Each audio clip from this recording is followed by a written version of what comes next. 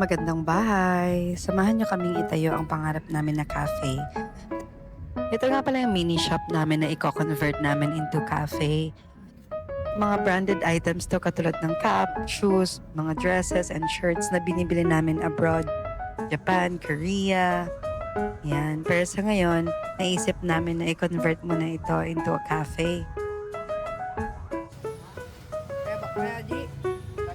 Sobrang dami pa naming cups at mga shoes. Ibebenta namin to ng below puhunan. Ipopost ko na lang sa comment section. Yung mga new era na cup as low as 1,000 pesos may makukuha ka. Itong mga kahoy na to, ito yung mga lumang kiosk namin sa mga mall. Nag-upgrade na kasi kami since last year. Kami nga pala ang may-ari ng Happy Home. Kung familiar ka, ito yung mga humidifier and mga home fragrances. Meron kaming pwesto sa Ayala, SM at sa Robinson. Sumasali din kami sa mga bazaar kasi dito kami nag-start. Next time ituturo ko sa inyo kung paano makapasok sa mall. Sa ngayon, meron na kaming 8 branches nationwide plus 2 franchises. Balik tayo sa bagong project natin na cafe. With this project, nakipag-partner kami sa ate niya tsaka sa pamangkin niya na magaling mag-bake ng cake. Sila ang may-ari ng Double K customized cake sa Bulacan. At ngayong araw nga ang first day ng aming product testing. Ang ginagawa nga pala namin ay Majako Donuts. Kung hindi ka familiar dito, ito yung bilog na donut na nakikita sa mga ordinaryong bakery. Actually, pinag-isipan namin talaga kung magko-croffle. Kaso kasi parang lahat ng cafe ganun na ngayon.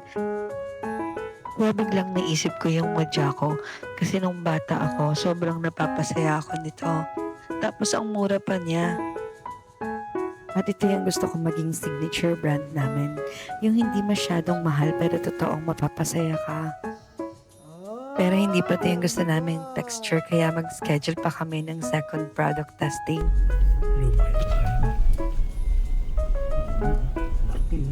At pagka-uwi nga namin ay sinimulan ko nang i-edit yung na-finalize namin na menu. At kung hindi ka pa gumagamit ng Canva, baka ito na yung sign. Alam niyo ba, sa dosing store ko ng Happy Home, lahat ng mga signages, mga promo, dito ko lahat ini-edit. Libre lang at ang gaganda ng template. Kaya kung ako sa'yo, mag-download ka na nito, sobrang useful niya. Yung link ilagay ko na lang sa comment section. At inuna ko na nga yung pasta at yung rice bowl. Pero dahil travel team cafe yung bubuuin namin, pinangalanan namin tong Lakbay Cafe. At dahil nga dyan, meron kami mga signature dishes ng iba't ibang bansa na napuntahan na namin ni Daddy. Medyo mahirap i-pull off to sa ganitong cafe.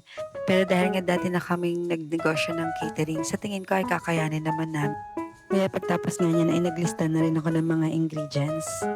Sa susunod na video, ituturo ko sa inyo kung saan ang kuhaan ng mga wholesale na meat, dry ingredients at mga kitchen equipment sa Fano. Hanggang dito na lang muna.